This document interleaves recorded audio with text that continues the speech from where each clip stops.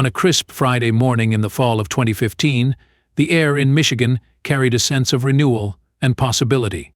The sunrise bathed the countryside in warm hues of gold and orange as James Bristle, a dedicated farmer, prepared for what he thought would be an ordinary day. The soy field that stretched before him needed attention, and he had been planning to dig it up for weeks. To help with the arduous task, James had enlisted the aid of two friends. As they gathered their tools and set out to work, none of them could have imagined they were on the brink of unearthing an incredible piece of history. The men were in high spirits, cracking jokes and laughing as they made their way to the field. For them, this was just another morning, one filled with hard labor, but also the promise of relaxation and camaraderie later. They pictured themselves clinking beer bottles in celebration of a job well done. Yet within the first 30 minutes of their work, their light-hearted plans were about to take an unexpected turn. James's shovel struck something hard beneath the soil, sending a metallic vibration through his hands. It wasn't the sound of dirt giving way to rocks or roots, it was something different. "Hey guys, there's something here," James shouted, waving his friends over. Intrigued, they all began digging around the mysterious object. As they carefully removed the surrounding soil, they were struck by its sheer size. At first, they thought it might be a bent fence post left behind from years of farming. However, as the layers of mud peeled away, the truth became clearer and far more astounding. Before long, they unearthed a massive, curved bone.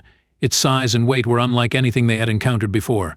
One friend, unable to contain his excitement, grabbed the bone, hoisted it over his shoulder, and ran around the field, shouting, "We've found a dinosaur." His playful antics brought laughter, but deep down, the group knew they were dealing with something extraordinary. James's 5-year-old grandson soon joined the scene, his wide eyes filled with wonder. He stood frozen, staring at the gigantic bone, as if trying to comprehend its ancient significance. Despite their excitement, the men were puzzled. What kind of creature had this bone belonged to? Why was it buried in the middle of a Michigan soy field? Their curiosity quickly turned into a desire for answers. Realizing they were out of their depth, James contacted the University of Michigan's paleontology department. When he described the find, the response was immediate. A team of paleontologists, led by Dr. Dan Fisher, a renowned expert in Ice Age fossils, made their way to the farm. Dr. Fisher and his colleagues were eager to uncover the mystery behind the bone. When the team arrived, they were greeted by the sight of the enormous rib bone lying in the dirt. After a brief examination, Dr. Fisher confirmed it was no ordinary find, it was a mammoth bone. Specifically, he believed it belonged to a Jeffersonian mammoth, a hybrid species resulting from interbreeding between woolly mammoths and Columbian mammoths. This revelation left James and his friends in awe. The prehistoric creature, which roamed North America during the Ice Age, had somehow left its remains beneath their farm. Dr. Fisher had a strong hunch that this single bone was just the beginning. He requested permission to conduct a full excavation, explaining that the mammoth skeleton might be preserved below the surface. James agreed without hesitation, eager to uncover the full extent of the discovery. The excavation was a race against time. The team had just one day to dig, as farming schedules and weather conditions left no room for delays. A group of 15 university staff members, along with a local excavator named James Bollinger, descended on the field. The atmosphere was electric with anticipation as shovels, pickaxes, and heavy machinery began to carve into the earth. As the team dug deeper, they unearthed one astonishing find after another. A massive tusk emerged from the soil, its curved structure unmistakable. This discovery confirmed that they were dealing with a mammoth, and the excitement among the diggers was palpable. They pressed on with renewed vigor, uncovering more of the skeleton piece by piece. Vertebrae, shoulder blades, ribs, and even a skull surfaced, forming a more complete picture of the prehistoric giant. Dr. Fisher explained to the group that the mammoth lived around 10,000 to 15,000 years ago. He speculated that it had been hunted and butchered by early humans. Evidence supporting this theory came from marks on the rib bones, which appeared to have been made by stone tools.